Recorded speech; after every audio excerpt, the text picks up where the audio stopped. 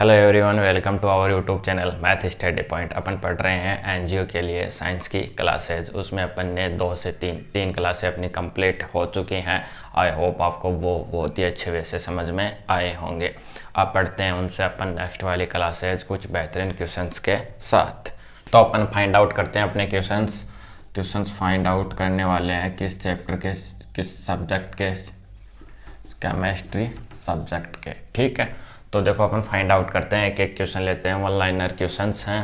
पहला क्वेश्चन है, मानव शरीर में सर्वाधिक पाया जाने वाला तत्व क्या है? तो सबसे ज़्यादा मानव शरीर में कौन सा तत्व पाया जाता है? Oxygen, O2। ठीक है, O2 क्या सबसे ज़्यादा बॉडी के अंदर पाया जाने वाला तत्व है। तारपीन का तेल किस लकड़ी से निकाला जाता है? तो जो तारपीन का तेल होता है वो किस लकड़ी से, मतलब कि किस वृक्ष की लकड़ी से प्राप्त किया जाता है? तो चीड़, और इसको इंग्लिश में बोला जाता है क्या? पाइन। चीड़ का पेड़ होता है, चीड़ की लकड़ी होती है, उसमें से तारपीन का तेल निकाला जाता है, याद रखना। एंजाइम किसके बने होते हैं? तो एंजाइम होते हैं, जितने भी एंजाइम होते हैं वो किसके और किसके बने होते हैं? प्रोटीन के बने होते हैं। किसके बने होते हैं? प्रोटीन के बने होते हैं। लार की प्रकृति कैसी होती है? जो मानव शरीर में जीभ से, जो मुंह से लार निकलती है, वो उसकी प्रकृति कैसी होती है? तो जब आपको बताना है, अम्लीय होती है, क्षारीय होती है, उदासीन होती है। देखो उदासीन नहीं होती, उदासीन होगी तो अपन को पता ही नहीं चलेगा कि स्वाद कैसा है, तो आपको फाइंड आउट करना है। तो जब अपनी जो लार की प्रकृति होती है वो कैसी होती है? अम्लीय होती है। अम्लीय होने का मतलब पीएच स्केल में इसका मान देखें तो किससे कम है? 7.5 से कम है। अगर 7.5 से कम है तो क्या होने वाली है? इसको बोलते हैं 7 ही ले लो आप, ठीक है, 7 के समथिंग है। अगर 7 से कम दिखाई दे तो क्या होगी? अम्लीय, और 7 से एक्स्ट्रा हो तो क्या होगी? क्षारीय। कंप्यूटर की आईसी की फुल फॉर्म होती है इंटीग्रेटेड सर्किट। ठीक है, आईसी चिप किसकी बनी होती है? तो बहुत ही इंपॉर्टेंट क्वेश्चन है। ठीक है, कंप्यूटर की क्या चिप किसकी बनी होती है? तो ये बनी होती है सिलिकॉन की। किसकी बनी होती है? सिलिकॉन की। और भारत की सिलिकॉन वैली किसको कहा जाता है? बेंगलुरु को कहा जाता है। ठीक है, किसको कहा जाता है? बेंगलुरु का।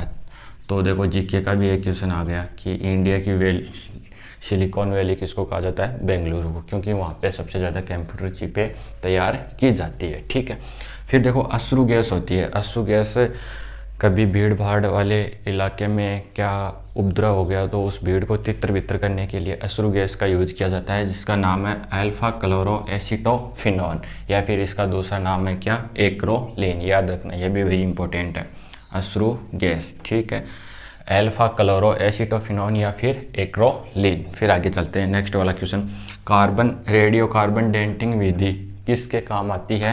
कार्बन वाली। तो जीवाश्म की उम्र का पता लगाया जाता है। जैसे कहीं पे खुदाई चल रही है, वहाँ पे कुछ हड्डियाँ मिली या फिर कुछ और बॉडी के पार्ट्स मिले जिसमें उसमें पशु भी शामिल हो सकते हैं, तो जीवाश्म की एज का क्राइटेरिया कवर करने के लिए कौन सी विधि यूज की जाती है? कार्बन डेटिंग विधि। ठीक है, यूरेनियम डेटिंग विधि। ये 2 विधियाँ याद रखना भाई, बहुत ज़्यादा शानदार क्वेश्चन है। ये क्या है, जो जितनी भी पुरानी इमारतें हैं, जैसे मोहनजोदड़ो की खुदाई हुई तो वहाँ पे क्या थे? बड़े बड़े स्नानागार थे। ठीक है, बड़ी बड़ी ईंटें थी, चौड़ी चौड़ी सड़कें थी, तो वो कितने साल, कितने वर्षों पुरानी थी, इसका अनुमान या फिर इसका सही से पता लगाने के लिए कौन सी विधि काम में ली जाती है? यूरेनियम डेटिंग विधि, पत्थरों एवं पुरानी इमारतों की उम्र का पता लगाने के लिए। फिर नेक्स्ट क्वेश्चन, आग लगने व फैलने की सबसे कम संभावना किस में होती है? सूती वस्त्र में होती है। देखो अगर कहीं आग लग जाए, वहाँ पे जैसे मानव शरीर पर आग लग जाए तो उस पर अगर सूती कपड़ा लपेट दिया जाए तो वो आग क्या हो जाएगी? बंद हो जाएगी, जलना बंद हो जाएगा। आगे चलो, पीने वाला सोडे की प्रकृति कैसी होती है? अम्लीय होती है। कैसी होती है? अम्लीय होती है। देखो जितने भी ये अपने प्रोडक्ट चल रहे हैं, जैसे कोल्ड ड्रिंक हो गई, इनमें क्या है? CO2 होती है। ठीक है, CO2 की सहायता से ये बनाए जाते हैं और उनमें बहुत ज़्यादा अत्यधिक मात्रा में CO2 होती है जो मानव शरीर के लिए हानिकारक है। ठीक है, तो उनको पीना आप कम कीजिएगा। उसकी प्रकृति कैसी होती है? अम्लीय होती है। ठीक है, जो पीने वाले सोडे हैं ये एक प्रकार का सोडा ही होता है, इसको अपन पीते हैं, तो ये अम्लीय प्रकृति का होता है, जो क्या है? नुकसानदायक है, इसलिए इसको पीना आप कम कीजिए।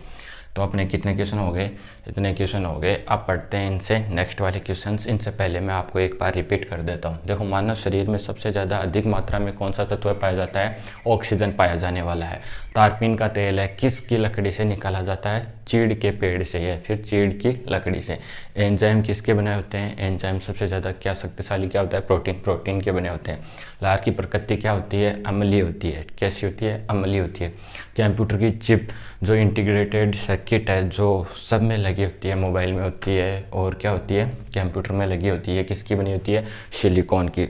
और इंडिया की जो सिलिकॉन वैली है वो क्या कहलाती है? बेंगलुरु कहलाती है। आईटी सेक्टर कहाँ है अपना? बेंगलुरु है। अश्रु गैस होता है तो वो क्या होता है? अल्फा क्लोरो एसिटोफिनॉन, ठीक है। या फिर इसका दूसरा नाम है एक्रोलीन।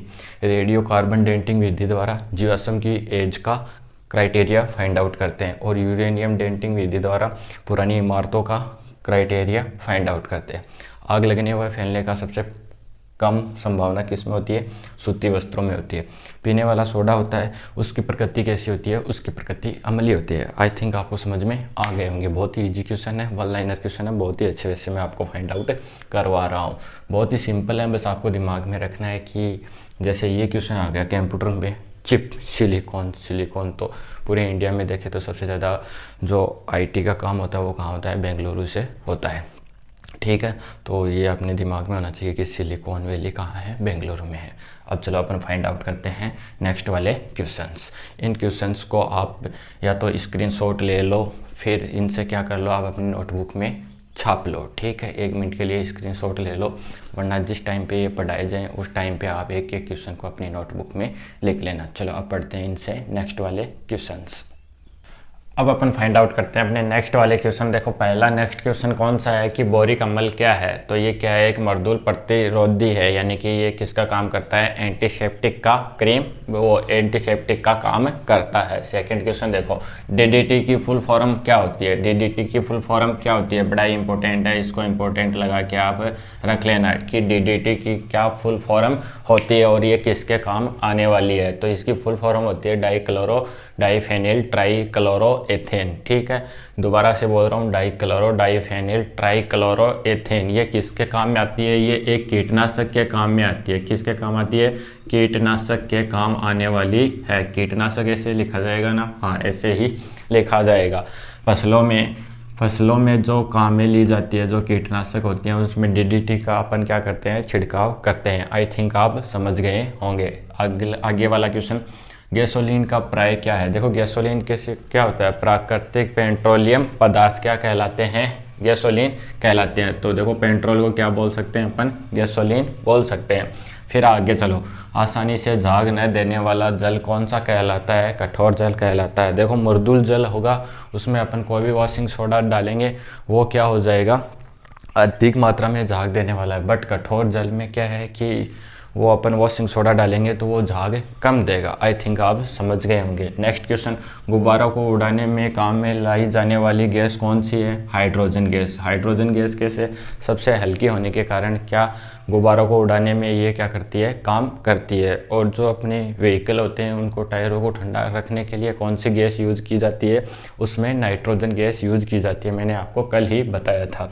फिर देखो तंबाकू का घटक क्या है? तंबाकू में क्या पाया जाता है? निकोटीन पाया जाता है। याद रखना, तंबाकू में क्या पाया जाता है? निकोटीन पाया जाता है, जो क्या है अपनी बॉडी के लिए बहुत ही क्या है? घातक है, ठीक है। एज ए कैंसर इससे एक प्राप्त होता है, ठीक है। किससे? तंबाकू से। तो तंबाकू का सेवन नहीं करना चाहिए, इसमें निकोटीन पाया जाता है बहुत ही ज़्यादा मात्रा में। और जो अपनी चाय और कॉफ़ी होती है उसमें कौन सा होता है? कैफीन होता है। ये भी क्या है? एज ए इसको बोल सकते हैं अपन, नशा ही बोल सकते हैं चाय और कॉफ़ी का। इसमें भी कौन सा पाया जाता है? कैफीन पाया जाता है। तो दोनों ही क्या है? बॉडी के लिए हानिकारक है, सेहत के लिए हानिकारक है। फिर देखो हिमांक क्या होता है और द्रवणांक या फिर गलनांक क्या होता है? हिमांक, देखो नाम से ही पता चल रहा है, हिमांक यानी कि जिस ताप पर द्रव्य ठोस में जम जाता है। हिमांक से हीम पकड़ो आप। हीम क्या होती है? बर्फ। बर्फ कब बन सकती है? जब द्रव्य किस में ट्रांसफर हो जाए? ठोस में ट्रांसफर हो जाए। तो जिस ताप पर द्रव्य ठोस में जमता है वह क्या कहलाता है? हिमांक। और फिर द्रवणांक या फिर गलनांक। गलनांक क्या होता है? जिस ताप पर ठोस द्रव्य में बदलता है। देखो 2-3 चीजें मैं इधर लिख रहा हूँ, ठोस, द्रव्य और क्या होता है? गैस होता है, ठीक है, तीन चीज़ें। अगर ठोस द्रव में बदल रहा है तो इसको बोलते हैं गलनांक। क्या बोलते हैं इसको? गलनांक, क्योंकि ठोस अवस्था से कोई द्रव अवस्था में जा रहा है तो उसको गलनांक बोलते हैं। और द्रव अवस्था से अगर कोई किस अवस्था में आ रहा है? ठोस में, तो ये क्या हो रहा है? जम रहा है। इसका मतलब ये क्या है? हिमांक हो रहा है। तीसरी बात, अगर ठोस से डायरेक्ट किस में जाएं? गैस में, तो ये क्या होता है? उध्रुव पातन। उध्रुव पातन, और उध्रुव पातन का मैंने आपको सबसे बेस्ट एग्जाम्पल बताया था कपूर की गोलियां। कपूर को अगर अपन गर्म करेंगे तो वो ठोस अवस्था से द्रव अवस्था में ना आने के बजाय क्या होगा? डायरेक्ट कौन सी अवस्था में चला जाएगा? गैसीय अवस्था में चला जाएगा। आपने कभी देखा होगा जब अपन पूजा करते हैं, कपूर की जो छोटी छोटी गोलियां होती हैं उनको जलाते हैं तो वो डायरेक्ट क्या हो जाता है? गैसीय अवस्था में आ जाता है। आई थिंक आप समझ गए होंगे। फिर आगे चलो, हिमांक और दौर्नांक या फिर गलनांक आपको समझ में आ गया। सबसे बुरा वायु प्रदूषण किससे होता है? तो ये क्या है? CO। CO क्या होता है? Carbon monoxide. और जो अपनी लकड़ियाँ होती हैं इनसे जो इनको जलाने पे जो धुआं निकलता है वो क्या होता है? CO2 होता है। वो कौन सा होता है? लकड़ियों से होने वाला धुआं CO2 होता है। तो इन दोनों में से कौन ज़्यादा घातक है? तो कौन सा है? कार्बन मोनोऑक्साइड ज़्यादा घातक है। आई थिंक आपको ये क्वेश्चन भी समझ में आ गए होंगे। एक बार मैं इनको रिपीट कर रहा हूँ। कौन सा क्वेश्चन आपसे क्या बोल रहा है? आपको ये पूछ लिया जाए कि बोरिक एसिड क्या है, तो बोरिक एसिड क्या है कि एंटीसेप्टिक का काम करता है, जो क्या है? मर्दूल प्रतिरोधी है। फिर मैंने पूछा कि DDT क्या है, तो ये है डाइक्लोरो डाइफेनिल ट्राइक्लोरोएथेन। क्या है? Dichlorodiphenyltrichloroethane. ठीक है, याद रखना भाई। DDT और किसके काम आता है? फसलों में कीटनाशक को खत्म करने के लिए। गैसोलीन का क्या अभिप्राय है? पेट्रोल से रिलेटेड है, या फिर पेट्रोल को गैसोलीन बोला जाता है। आसानी से झाग न देने वाला जल क्या कहलाता है? कठोर जल। और आसानी से जो झाग दे देता है वो क्या कहलाता है? मृदुल जल कहलाता है। गुब्बारों को उड़ाने में काम में लाई जाने वाली गैस कौन सी है? हाइड्रोजन गैस है। हल्की होने के कारण क्या है? ऊपर जल्दी उठती है। तंबाकू का घटक क्या है? जो तंबाकू की जो पुड़ियाँ आती हैं उनमें क्या है? निकोटीन पाया जाता है। और अपनी जो चाय और कॉफ़ी होती है इसमें कौन सा होता है? कैफीन एसिड होता है। ठीक है, फिर आगे चलो। हिमांक क्या होता है? जिस ताप पर द्रव ठोस में जमता है। फिर गलनांक क्या होता है? जिस ताप पर ठोस द्रव में बदलता है। और जिस ताप पर ठोस गैस में चेंज हो जाता है ऑटोमेटिक, वो क्या कहलाता है? ऊर्ध्वपातन। सबसे बुरा वायु प्रदूषण होता है कार्बन मोनोऑक्साइड। और जो लकड़ियों से निकलने वाला होता है वो उसको क्या बोलते हैं? Carbon dioxide. Carbon dioxide. ठीक है, और ओनली फॉर O2 तो ये क्या होती है? ऑक्सीजन होने वाली है। और आपको कहीं पे O3 दिखाई दे तो वो क्या है? ओजोन होने वाली है। आई थिंक आपको ये समझ में आ गए होंगे। अब पढ़ते हैं इनसे नेक्स्ट वाले क्वेश्चंस। अब फाइंड आउट करते हैं अपन अपने नेक्स्ट वाले क्वेश्चन। देखो नेक्स्ट क्वेश्चन, केवल कार्बन से बना पदार्थ होता है तो ग्रेफाइट, जो अपनी पेंसिल होती है जिसको HP पेंसिल बोला जाता है, उसमें जो ब्लैक ब्लैक आपको दिखाई देता है वो क्या है? ग्रेफाइट है। तो वो ओनली फॉर किसका और किसका बना होता है? कार्बन का बना होता है। नेक्स्ट क्वेश्चन, आभूषण बनाते समय सोने में मिलाई जाने वाली धातु तो क्या है? तांबा। मैंने आपको कल बोला था कि 24 कैरेट का सोना नहीं होता, क्योंकि कैसे नहीं होता? वो इसलिए नहीं होता क्योंकि सोना द्रव अवस्था में रहता है और उसको ठोस अवस्था में लाने के लिए उसमें अशुद्धि मिलाई जाती है। और जो अशुद्धि मिलाई जाती है वो कौन सी धातु है? तांबा वो धातु है। नेक्स्ट क्वेश्चन, सबसे अधिक तत्व किसके हैं? तो कार्बन के। ये कार्बन 6 ऐसा ये तत्व है कि ये बहुत सारे तत्वों के साथ संयोग करके चलता है। मतलब कि सबसे ज़्यादा प्रकृति में अगर किसी के तत्व अवेलेबल हैं तो किसके हैं? वो कार्बन के हैं, याद रखना। PVC जो अपनी क्या होती है? प्लास्टिक की जो पाइपें होती हैं वो किस प्रक्रिया के द्वारा बनाई जाती हैं? वो बहुलीकरण के द्वारा बनाई जाती है।